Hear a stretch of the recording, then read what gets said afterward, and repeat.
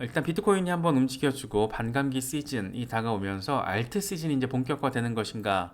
언제가 돼야지 막 자고 일어나면 알트들 미쳐 날뛰고 있고 막 묻지마 펌핑 나오고 이런 거 언제쯤 바라볼 수 있을 것인가? 이런 거에 대한 기대감을 이제 가질 수가 있는데 지금 이 차트는 8시간 차트인데 비트코인과 이더리움을 제외한 알트 시총 차트예요. 그런데 지금 보시는 것처럼 예쁘게 삼각 패턴이 형성이 됐고 상단 저항 뚫어냈고 지지를 잘 받아주고 있는 모습, 여기서 지지 잘 받고 반등해 주면은 30% 정도 전체 알트 시총, 그러니까 비트코인과 이더리움까지 제외한 알트들의 시총이 더 커질 어떤 기대감 이런 걸 안기는 부분이죠. 그래서 알트 시즌이 부지불식간에 잠깐이든 좀 길게든 올 수 있는 어떤 환경이 기술적으로는 조성이 됐다, 뭐 이렇게 좀 바라볼 수 있는 부분인데, 여기서 중요한 건 제가 보기에는 오늘 뭐랄까 가장 머릿속에 조금 가져가야 될 어떤 그림은 이게 아닐까 싶어요. 이거 렉트캐피탈이 지금 오늘 공유를 한 거거든요. 반감기 5단계라는 거예요. 반감기까지 이 5단계 상황 우리가 잘 알아야 되는데, 첫 번째 프리헤빙 피리어드에 이제 들어왔죠. 우리는 이미 들어왔습니다. 지금 들어왔고, 사전 반감기 랠리, 그러니까 반감기를 앞두고 사전 랠리가 진행될 것이다. 이게 지금 하늘색이거든요. 이 기간에 반감기 전까지 랠리가 나올 거야. 그런데 그러면서 동시에 이 사전 반감기 랠리가 진행이 되면서 여기서 다시 되돌림이 발생할 거야. 그러니까 다시 급락을 하겠다라는 거죠. 지금 여기선 지지 라인을 리테스트하는 상황, 그러니까 다시 3만 달러 중반까지 리테스트, 되돌림이 가능하고, 요때부터 이제 재축적, 다시금 축적 기간이 진행될 거다. 그리고 나서 이제 폭물 선형 랠리가 나올 거다라는 점. 과거에도 마찬가지였잖아요.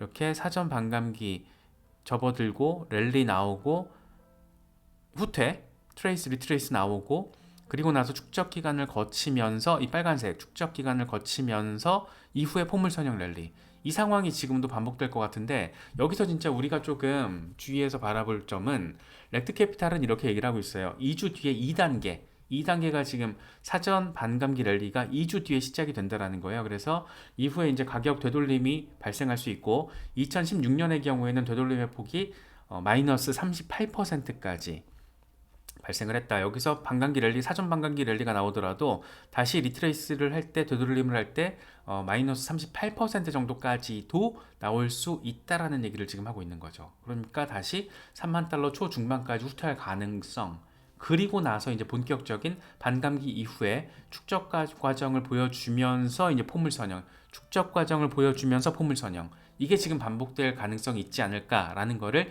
역사의 반복성이라는 전제를 깔고 지금 이야기를 하고 있습니다. 뭔가 그럴싸하지 않나요? 예, 뭔가 저는 개인적으로는 요거를 잘 조금 머릿속에 넣어놓고 요거에 맞춰가지고 어느 정도 익절할 때, 또 추가 매수할 때 그 타이밍 계산을 사전에 설정을 해 놓으실 때 요런 그림을 조금 머릿속에 기본으로 깔고 설정을 하시면은 조금 더 현실적으로 도움이 될 수 있지 않을까, 뭐 그런 생각이 좀 들기도 했습니다. 제가 보기엔 오늘 제일 중요한 얘기가 아닌가 싶어요. 참고하시면 좋을 것 같고요. 이더리움 알트 몇 개 좀 짚어보면, 이더리움 같은 경우에도 지금 비트코인 반등이 나와주면서 2,300달러 위로 지금 일단 지지를 받으려고 노력을 하고 있는데, 20일 지수이동 평균이 2,340달러라는 점, 그리고 RSI가 지금 마이너스 상황을 보여주고 있다는 점에서 곰세력이 좀 우세를 보이고 있다. 만약에 2,168달러가 깨질 경우에는 한동안 2,100달러에서 2,400달러 이 박스권 횡보 가능성, 그리고 나서 박스권 상단인 2,400달러를 돌파하고 나면 2,600달러까지 랠리 가능성이 있다라고 라켓이 우패드이에가 분석을 하고 있습니다. 라울팔 같은 경우에 재밌는데, 라울팔은 솔라나에 굉장히 집중적으로 투자를 하고 있는 사람이에요. 이 사람 같은 경우에 솔라나 그리고 이더리움에 대해서 굉장히 정말 대놓고 띄우기를 할 정도로 열심히 이야기를 하고 있는 사람인데, 이런 얘기를 합니다. 나는 단기 거래는 하지 않아. 그러니까 트레이더가 아니고 인베스터란 얘기를 하고 있는 거죠. 난 트레이딩 안 해. 인베스팅을 하는 거지. 그래서 단기 거래는 하지 않아서 단기적인 관점이 별 의미가 없긴 한데, 솔라나가 단기적으로 160달러 이상은 될 것 같아. 그런데 나는 단기 차트에는 별로 능하지는 않으니까 무시해도 돼. 뭐 이런 얘기를 하고 있습니다. 네, 지금 잘 채널 상단 저항 돌파 시도 뿡 지금 올라섰어요. 지금 100달러 돌파를 했기 때문에 뿡 할 수 있다라는 얘기를 하고 있는 겁니다. 뿡 하고 그냥 뿡 뿡뿡. 예, 솔라나 솔라나에 대해서 긍정적인 얘기들이 좀 여기저기서 많이 나오고 있습니다. 월드 오브 크립토 같은 경우에도 솔라나가 지금 똑같은 얘기하고 있는 거죠. 솔라나가 채널 상단 돌파에 성공했기 때문에 150달러를 향할 준비가 돼 있다라고 이야기를 하고 있습니다. 사실 솔라나 같은 경우가 조금 신규 진입을 노릴 때 너무 이렇게 조금 미들캡이나 로우캡을 볼 때는 조금 부담스럽고, 비트코인은 상승률이 알트들보다 좀 낮을 것 같아서 부담되고, 이런 분들은 사실 솔라나 정도 튼실한데 탄탄하고 어느 정도 약간 그 중간적인 느낌이 있잖아요. 그래서 솔라나 같은 경우에는 지금 뭐 신규 진입 고민하고 계신 분들은 분할 매수 이 타이밍만 좀 잘 잡으셔가지고 들어가셔도 뭐 괜찮지 않을까. 솔라나 같은 경우에 다른 거는 사실 미들캡 정도만 되더라도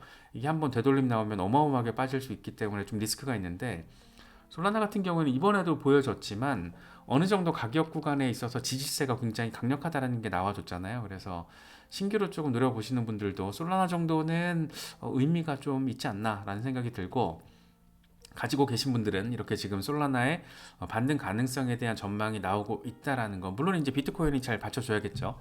이런 부분들 참고하시면 좋을 것 같습니다. 네, 체인링크 홀더분들도 많으신데 이거 지금 위클리 차트예요. 캡틴 5 이건 체인링크가 지금 다음 큰 움직임을 위한 준비가 됐다라는 얘기를 하고 있습니다. 그래서 어마어마한 축적, 그리고 우리가 이때 재미 많이 봤죠. 이때 재미를 많이 봤고, 이게 연말 상황이고, 그리고 나서 채널 저항을 맞으면서 이번에 지금 올라갈까 말까, 올라가게 되면 36달러까지 나아갈 가능성에 대해서 이야기를 하고 있습니다. 이게 꼭 아니더라도 체인링크 같은 경우에는 중장기적으로 봐도 굉장히 프로젝트의 어떤 컨셉 자체가 훌륭하잖아요. 지금 암호화폐 시장을 감싸고 있는 가장 강력한 트렌드 가운데 하나를 꼽으라고 하면 실물 자산의 토큰화 이슈라는 걸 우리가 여러 번 짚어봤잖아요. 여기에 지금 JP모건, 시티뱅크 이런 데 다 달려들고 있는 거고, 그래서 실물 자산의 토큰화 이슈가 더 강력하게 진행이 되면 될수록 주목도가 높아질 수밖에 없는 가장 대표적인 리얼 월드 에셋 프로젝트라고 한다라면 체인링크를 빼놓고 얘기하기가 어렵죠.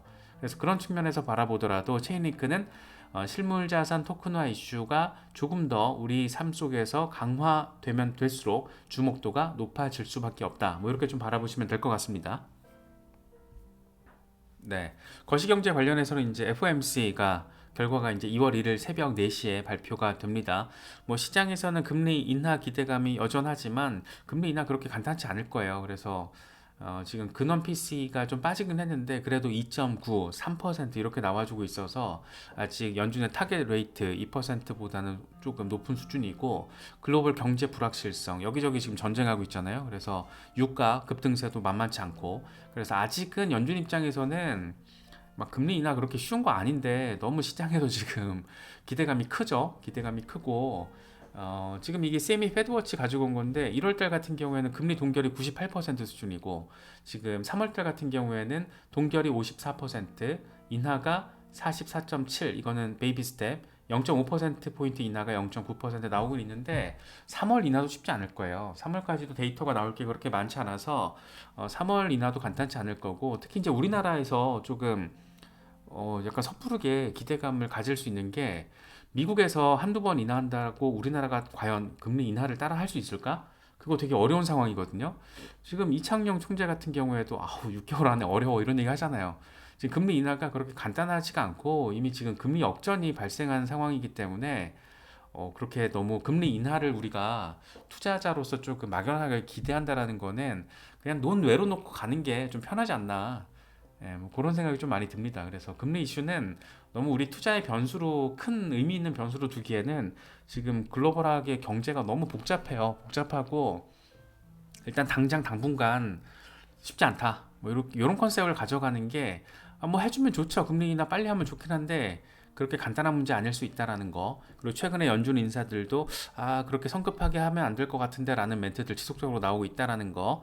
이런 부분들도 참고하시면 좋을 것 같습니다. 비트코인에 대한 어떤 기대감, 비트코인 현물 ETF에 대한 추가적인 상승 재료들, 이런 것들이 지금 등장을 해주다 보니까 알트 시즌에 대한 기대감 역시 커지고 있습니다. 앞서서 짚어봤던 것처럼 비트코인이 반감기 직전까지 나름의 횡보 양상을 보여줄 때 알트 시즌으로 번지는 상황. 그게 가장 나이스한 건데 RT 시즌이 이제 본격화되는 국면이 언제일까인가에 대해서 마티니 이 카레이서 출신의 지금 마모아베 투자자인데 돈 많이 벌었어요. 이 사람 투자 성공해가지고 많이 벌었는데 알트 시즌 이미 시작됐다. 오늘 1000달러짜리 포트폴리오를 구성한다라면 9개월 뒤면 100만 달러가 가능할 거야. 나는 여러 번 경험한 일이야. 믿음을 지켜라. 이런 얘기를 하고 있습니다. 그러니까 지금 9개월 뒤, 그러니까 올해 상반기에서 하반기를 거치면서 어마어마한 알트 시즌이 도래할 거라고 자신의 주장이죠, 주장. 뭐 근거도 없어, 그냥 주장인데 지금 전반적인 어떤 상황에 대한 흐름에 대한 본인의 어떤 판단과 지금까지의 경험칙을 가지고 하는 얘기인데 뭐 이런 얘기는 어쨌든 들으면 현실화가 진짜 된다라면 여기 계신 모든 분들이 좀 기뻐하고 기쁨에 충만한 그런 또 시간을 보낼 수 있는 뭐 그런 상황에 대해서도 이야기를 하고 있습니다. 지금 스테이블 코인에 대한 시가총액 증가 이게 굉장히 눈에 띄더라고요. 센티멘트 데이터인데 9월 말부터 스테이블 코인 6개의 시가총액이 급증했다라는 거예요. 그래서 뭐 USDT, USDC, DAI, BUSD 등등 이 6개 시총 총액을 보니까 94억 2천만 달러가 증가를 했다라는 거예요. 당연히 스테이블 코인의 유입량이 증가를 한다라는 것은 일반적으로 강세장의 필수 요소죠. 왜? 스테이블 코인이 비중이 커져야지 다른 비트코인과 알트코인들에 대한 매수세가 규모가 커질 수 있다라는 것을 의미하니까. 그래서 굉장히 긍정적인 상황이 이미 9월부터 펼쳐지고 있다. 그런데 지금 생각해보면 9월부터 비트코인 계속 반등하다가 1월에 조정받은 거잖아요. 그래서 지금 현물 ETF 출시 이후에 한 보름 안 되게 지금 조정을 받은 건데 그 전까지 9, 10, 11, 12, 1월 11일까지 줄창 내달렸던 게 지금 비트코인의 흐름. 그런데 그때 줄창 스테이블 코인 6종의 시가총액도 꽤나 큰 상승폭을 공급량이 상승폭을 보였다. 뭐 이런 것도 상당히 의미 있는 지금 상황을 보여준 한 가지 데이터가 아닌가 싶습니다. 이더리움 과연 이제 2월 달에 어떤 흐름을 보일까에 대해서 기대감이 많은데 지금 벤자민 코hen 같은 경우에는 굉장히 조금 무거운 전망을 제시했어요. 이더리움이 새로운 랠리를 시작하기 전에 1000달러 밑으로 빠질 수가 있다. 그 가능성에 대해서 이야기를 하거든요. 그러면서 하는 얘기가 과거 패턴을 보면 새로운 강세장 진입 전에 최소 2번의 저점 테스트가 있었다는 거예요. 한 번, 두 번, 한 번, 두 번 하고 랠리, 한 번, 두 번 하고 랠리, 한 번, 두 번 할 것 같은데 하고 랠리. 만약 이 패턴을 따른다라면 1000달러 밑으로 한 750달러까지도 이더리움이 빠질 수 있다. 뭐 이런 얘기를 하는 건데 이건 조금 너무 과하지 않나요? 750달러까지 이더리움이 이렇게 빠질 수 있을까? 저는 개인적으로는 이건 조금 너무 과하다라고 생각하는데 어쨌든 뭐 이런 정도의 분석도 지금 제시되고 있다라는 점은 참고를 하시면 좋을 것 같습니다. 어쨌든 만약에 이더리움 댕쿠나드 포크가 2월은 조금 지금 성급할 수 있다는 전망이 많이 나오잖아요. 뭐 3월에서 5월 사이에 단행될 가능성에 대한 얘기들이 많은데 댕쿠나드 포크가 언제 어떻게 잘 단행되느냐에 따라서 이더리움의 시세에도 꽤나 직접적인 영향을 미칠 이슈적인 요인이어서 그런 부분들도 잘 참고를 할 필요가 있지 않을까. 이더리움이 750달러까지 다시 되돌림을 한다? 이건 좀 과하지 않나라는 생각이 개인적으로는 조금 들기도 했습니다. 아비트럼, 이더리움 레이어2 프로젝트들 가운데 뭐 아비트럼, 옵티미즘, 폴리곤 뭐 이런 프로젝트들 굉장히 주목도가 높잖아요. 지금 아비트럼이 1.8달러 돌파 테스트를 벌이고 있는데 마이클 반데포펜 이런 얘기 합니다. 만약에 아비트럼이 다시 1.4달러에서 1.6달러 구간으로 후퇴할 때는 분명 이건 진입 구간이다. 아마도 이번에는 3달러에서 4달러까지도 급등 가능성이 있을 것으로 나는 바라보고 있다. 뭐 이렇게 좀 긍정적인 부분을 아비트럼 일간 차트를 통해서 이야기를 하고 있습니다.